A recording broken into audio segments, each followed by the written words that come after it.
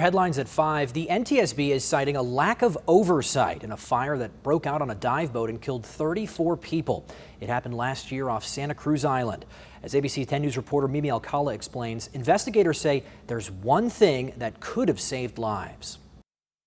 We don't want the families to have to experience what these families are experiencing now, ever. In September of 2019, 34 people were killed when a fire spread through the Conception diving boat off of Santa Cruz Island, including San Diegan Nicole Quitasol and 4 of her family members. The Conception is probably the greatest loss of life in the U.S. Merchant Marine for many decades at 34. The NTSB's 5 board members ruled Tuesday that the lack of effective oversight by the boat's owner, Truth Aquatics Inc., led to this deadly fire. The NTSB says the 33 passengers and 1 crew member killed were in the bunk room, which is 2 decks below where 5 crew members were asleep in the upper deck. All 5 survived. This picture shows the amount of damage to each section of the boat. The NTSB board members agreed on 18 key findings in the investigation, including that the lack of required roving night watchmen and also lack of smoke detectors in the salon area of the boat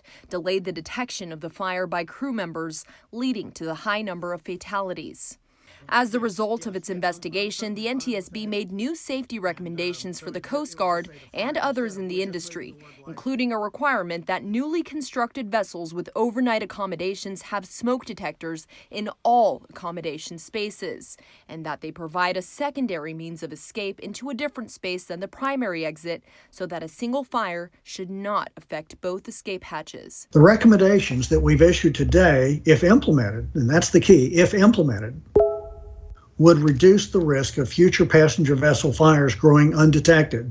Mimi Alcala, ABC 10 News. And while an exact cause of the fire was not determined, the NTSB says it could have been caused by electronics and batteries charging overnight. A separate federal investigation into the fire is currently underway.